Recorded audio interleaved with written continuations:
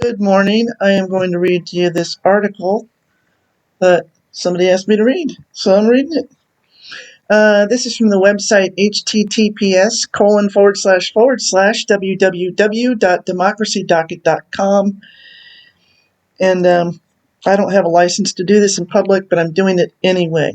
What do you think about that? The title of the article is "In Defending Their Congressional Maps, Republicans Keep Defying the Law" by Mark Elias, September 6, 2023. Okay. It's been a rough year for lawyers tasked with defending Republican redistricting maps in court. We're off to a fine start. At the beginning of this year, the conventional wisdom was that the U.S. Supreme Court would reverse two lower court victories achieved by Democrats and their progressive allies in early 2022. Then the seemingly unconventional happened. First, in Allen versus Milligan, the Supreme Court upheld a lower court's decision to strike down Alabama's new congressional map for failing to comply with Section 2 of the Voting Rights Act, VRA. A three-judge panel had held that Alabama should have drawn two, rather than one, districts in which black voters could elect their candidate of choice. To the surprise of many, the Supreme Court reaffirmed an important part of the VRA that requires the creation of minority opportunity districts in circumstances like those in Alabama. Then, weeks later, the court rejected the fringe independent state legislature theory in a redistricting case from North Carolina. Once again, the court's majority rejected the invitation from right-wing advocates to disregard decades of settled precedent by creating an entirely new legal doctrine. In normal times, the Supreme Court handing two high-profile losses to the GOP would have settled much of the remaining lower court docket related to redistricting. We don't live in normal times. Alabama's Republican-controlled legislature was unfazed by the Supreme Court's decision or the prior federal court order requiring them to enact a new map with, quote, two districts in which black voters either compromise a voting age majority or something very close, unquote. Instead of complying with the order, they defied it. This did not go unnoticed by the three-judge panel charged with implementing the Supreme Court's decision. In a sweeping 222-page opinion and order issued on Tuesday, the court excoriated Alabama for, quote, not even nurturing the ambition to provide the required remedy, unquote. Well, we are not aware of any other case in which a state legislature, faced with a federal court order declaring that its electoral plan unlawfully dilutes minority votes and requiring a plan that provides an additional opportunity district, responded with a plan that the state concedes does not provide that district. In other words, we're aware that we are guilty of it. Okay? That's a kind of admission. Anyway, the court in Alabama is not alone. In neighboring Louisiana, Republicans are following a nearly identical script. They, too, drew a congressional map that violates Section 2 of the VRA.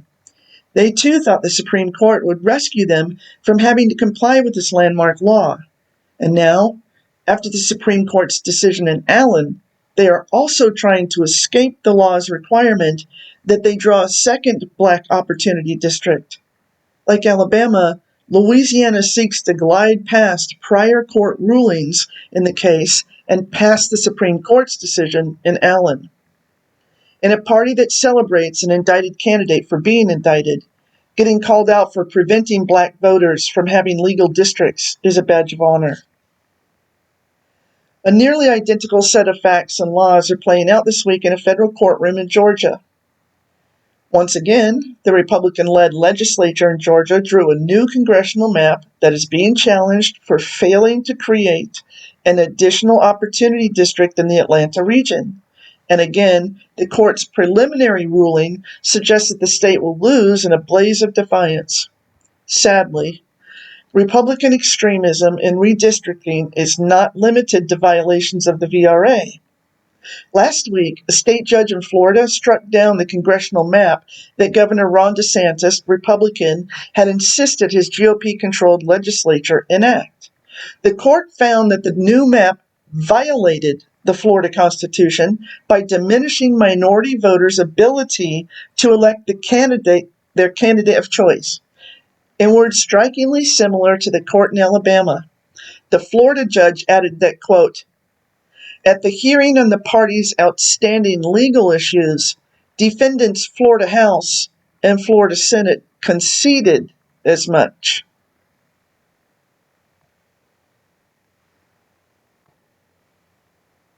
That's an admission to knowing they were trying to prevent some Americans from being able to vote. The most bizarrely lawless spectacle is taking place in Wisconsin, where the Republican-controlled legislature is threatening to impeach a newly elected state Supreme Court justice before she even decides a single case. The reason? Because one of the first cases on the court's docket involves a challenge to gerrymandered state legislative maps, and the new justice is seen as a potential pivotal vote to strike them down. In many ways, redistricting is the most political of all acts a legislature must undertake. The movement of a single line, the zig and zag on a map, creates political winners and losers. But that is why the law is so important. It constrains the worst impulse of political actors. In normal times, the current lawlessness of Republican state legislatures would be a scandal akin to George Wallace standing in the schoolhouse doors. But again, these are not normal times. The GOP of today, infused by former President Donald Trump, views following the law as a weakness and complying with court orders as optional. In a party that celebrates an indicted candidate for being indicted, getting called out for preventing black voters from having legal districts is a badge of honor.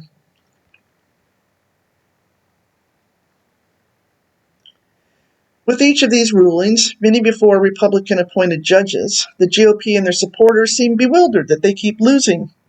They seem shocked that courts apply the law. Republican politicians have become so accustomed to hiring lawyers like themselves, willing to debase their professional reputations, that they cannot understand when judges won't follow suit. This is not to suggest that the courts are perfect. They are not. Far too often, the conservative Supreme Court has ignored the plight of those seeking equal voting rights, free elections, and fair districts. But even as the judiciary falls short of our expectations, the Republican Party's dissent leads even further into the depths of lawlessness. There is no place where that dichotomy is more stark than in the GOP's increasing desperation around redistricting. So there you go, and now you know. Article read. Thank you for listening to the Credible News Network, which isn't actually a network. So yeah. And not only that, it was Credible News. That would be CNN, so I can't use that, thank God. Not a big fan of CNN. Anyway, it doesn't matter. Blarty, gotta go, bye.